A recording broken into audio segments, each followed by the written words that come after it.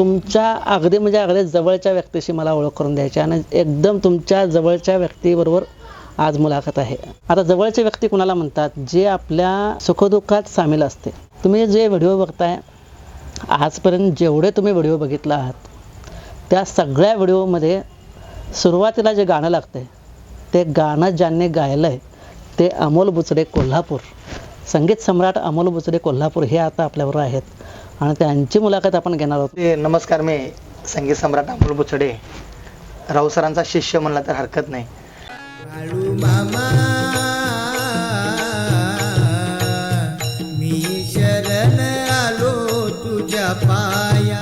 नाते तुटतात, गैरसमज झाला, काय जर झालं, काय पण होतंय आपल्या आयुष्यात, कसं झालं काय पण होतात, पण हे नातं कसं आहे त्याच्या पलीकडचं आहे. पलीकडचं म्हणजे विषय नाही. तिथं गैरसमज वगैरे ह्या गोष्टी, हा गैरसमज झाल्यावर थोडा वेळ आमचं नाराजी असते, पण नाराजी असलं की आम्ही एकच आम्ही एवढ्या जागा कमी होत नाही.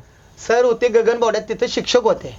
सरांना फक्त 2,000 रुपये त्याला पगार होता आणि 2,000 खरं आम्हाला ते 20,000 सारखं होतं. सरांचा पगार आला म्हटलं आम्हाला कपडे काय काय काय काय काय काय एवढं भारी नाही. त्या शाळेत आम्ही पडून विद्यार्थीच त्या शाळेचा म्हणलं तर तिथं कस्तुरबा गांधी म्हणून विद्यालय आहे, कस्तुरबा गांधी बालिका विद्यालय. ते प्रत्येक जिल्ह्यात नाही, म्हणजे ज्या मुलांना आई वडील असून देखील नसल्यासारखा प्रकार आहे त्या मुलांसाठी ती शाळा आहे. म्हणजे फक्त मुलींची. मित्रांनो, मुलींची शाळा होती आणि सेंट्रल गव्हर्नमेंटची होती, जे अध्यक्ष जिल्हाधिकारी कलेक्टर होते. हो. आणि ती शाळेत होत्याने फक्त मुली होत्या राहायला, दुसरं मुलं वगैरे काय नव्हती. आणि मुली रेसिडेन्शियल होत्या, त्यामुळे त्या शाळेनंतर भरपूर वेळ अशा संगीताच्या रियाजला वगैरे मिळायच्या. आणि मग आमचा रियाज तिथं कायम सुरू व्हायचा. शिक्षक म्हणून सर होते ना, सगळ्या लेडीज होत्या तिथं. फक्त एक शिपाई म्हणून ते पुरुष होते आणि एक चित्रकला शिक्षक आणि एक संगीत शिक्षक नंतर आले असतील. नंतर नाही, दोघे एकदम सोबतच. चित्रकला आणि संगीत तेवढं आम्ही त्या मुलांना घेऊन स्पर्धेला, झेडपी शाळेच्या स्पर्धा असायच्या, आम्हाला घ्यायची नाही स्पर्धेत, त्या शाळेचा काही संबंध नाही म्हणायचे. आम्ही असं गाणं वाजवायचे की ते परीक्षक म्हणायचे की वादनाच्या स्पर्धा आहेत का गायनाच्या स्पर्धा आहेत. आमच्या गाण्यात इतकं म्हणजे आम्ही व्हरायटी करायचो.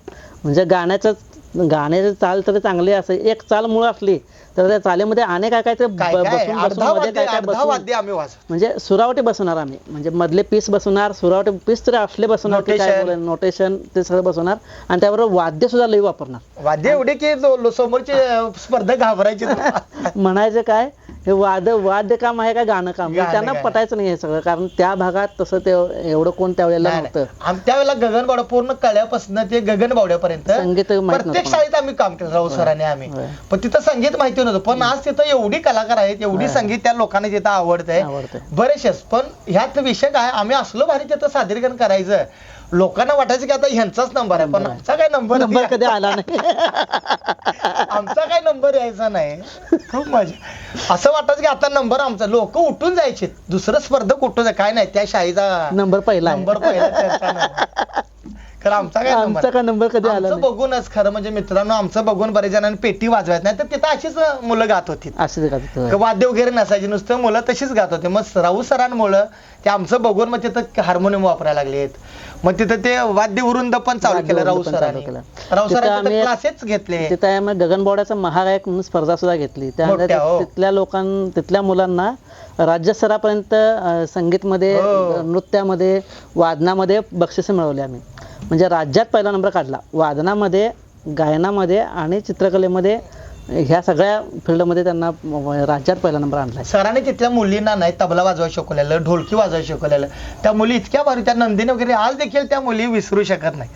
नाव लगेच येते बघा तोंडावर, नंदिनी, प्रज्ञा, शुभांगी, असे बऱ्याचशा मुली होत्या. आवळे म्हणून एक मुलगी, तुमचे हे प्रतीक्षा नव्हे, त्याच्या आवळीचं नावच विसरलं. त्या आवळी एवढ्या मुली भारी होत्या नाही. अरे वा वा, त्या मुलींच्या चेहऱ्याकडे एवढ्या प्रसन्न, एवढ्या भारी मुली, त्या लहान लहान त्या मुलींना आम्ही मर्दानी खेळ शिकवला तिथं. राऊ सर, आम्ही पडीक तिथं इथनं ट्रकानं जात होतो त्यावेळेला. 20-20 रुपये द्यायचे तर रंकाळ्यावर, आणि ट्रक मध्ये बसत आणि तिकडे जायचं. आणि मग काय तिथं ते चहाची आणि त्या पाण्याची एवढी आवड. आणि राऊ सरांकडे गेले की मला जरा मटणाची जराशी आवड आहे. राऊ सर शाकाहारी आणि मला बाकी तिथं अंडा करी का असं ना द्यायचे तिथं. मग तिथनं इथं जिल्हा सांस्कृतिक स्पर्धेला पण आपण आलो. जिल्हा सांस्कृतिक स्पर्धेला सुद्धा घेतला भाग. त्यानंतर तिथं तिथं 7-8 वर्ष मी होतो आणि 7-8 वर्ष असेपर्यंत स्पर्धा असल्या आणि अमोल तिथं आलेला असला की सगळ्यांचं म्हणजे एक वेगळंच वातावरणच एक वेगळं असायचं. अमोल बुचडे येणारं म्हटलं की वातावरणच वेगळं असायचं आणि त्यावेळेपासून आमचं म्हणजे फार म्हणजे नातं एकदम वेगळ्या प्रकारचं आहे नातं. ह्या नात्याला नाव देता येणार नाही असं नातं, म्हणजे काहीतरी गेल्या जन्मेचं काहीतरी असणार म्हणूनच ह्या जन्मात नातं एवढं राहिलो की आम्ही सख्खे भाऊ पण एवढं कोण राहणार नाही, एवढं आम्ही एकत्र.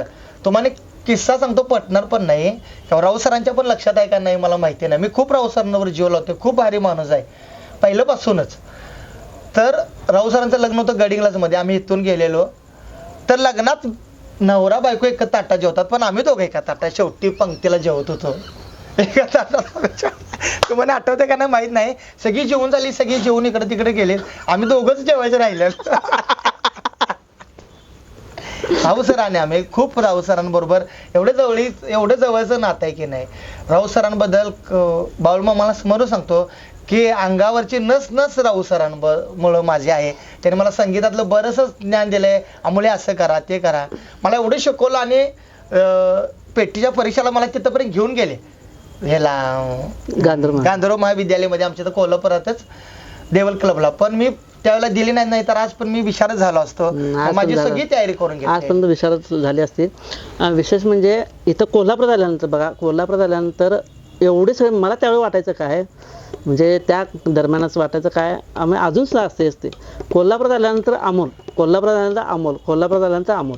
दुसरी एवढे मी विचार एवढी माणसं आहेत कोल्हापुरात, एवढं सगळे माझ्या ओळखीचे माणसं एवढे, आणि इथं अमोललाच भेटायचं का वाटतंय असं वाटायचं त्यावेळेला. फक्त एकटे भेटायचं नाही तर शाळा ती मुलं ती जवळजवळ 20-25 असलीत तेवढी सगळी आम्ही हॉटेलला जेवायला. पण आम्ही कुठं सुट्टी नाही का म्हणजे काय घेता आल्यानंतर अमोलच भेटायला वाटायचं. म्हणजे मला तरी काय तुमचं एवढं माझ्यावर काय हे म्हणजे माझं एवढं तुमच्यावर एवढं काय हे झालं तर मला समजत नाही. म्हणजे अजूनपर्यंत ते विचार करतो मी की माझ्या आयुष्यात एवढे जवळचे व्यक्ती आजपर्यंत कोणी आलेले नाही, आणि तसं जे नातं ते झालेलं होतं तसं नातं अजूनपर्यंत कोणाचं झालं नाही. कारण कसं आहे, प्रत्येक आत्ताच्या जगात सगळे लोक हे मतलबी स्वार्थी झालेले आहेत आणि स्वार्थासाठी सगळे लोक जवळ येतात. तसं बघायला गेलं तर अशा या दुनियेत असं नातं निर्माण व्हायचं जरा कठीण होतं, पण ते नातं त्यावेळेला फार मोठं म्हणजे फार मोठं झालं. आणि त्याच्याशिवाय त्या नात्यामुळे काही गोष्टी चांगल्या पण झाल्या आणि काही गोष्टी वाईट पण झाल्या. गगनबावड्या रोडला कळ्यापासून ते गगनबावड्यापर्यंत माझं एवढं नाव झालं, पण त्या रोडला माझं नाव पण झालं आणि त्या रोडला मला बरेचसे चुकीचं प्रसंग पण झाले. बरंचसं माझ्या आयुष्यात घडलं. मी आज सर मला खूप लोक मानतात, एवढी लोक मानतात की माझ्या घरची पण मानत नाहीत, इतकी लोक सर मला मानतात. कुणी जरी जेवण घरात मटणाचं केलं, मला मटण आवडते, तर पहिला कॉल मला असतो की अमोल सर मटण केल्याने पहिला तुम्ही जेवायला या म्हणून. आज इतकी लोक, आज कोण माझं भजन शिकतंय, कोण पेटी शिकतंय, कोण काय शिकतंय, मर्दान खेळ शिकायला येतात. म्हणजे माझ्या गुरु माझ्या जवळचे लोक, तर मला ती विसरत नाही सर, विसरत नाहीत. मला इतकं मान सन्मान देतात की घरात काही जर कार्यक्रम असला तर पहिला सन्मान मला देतात आणि मग त्या बाकीच्यांना. पण इथपर्यंत त्याला एवढं मला परीक्षा द्याव्या लागल्या सर, इतक्या परीक्षा द्याव्या लागल्या. घरच्यांचा विरोध होता या सगळ्या संगीताला. ते मामा मी शरण आलो तुझ्या पाया.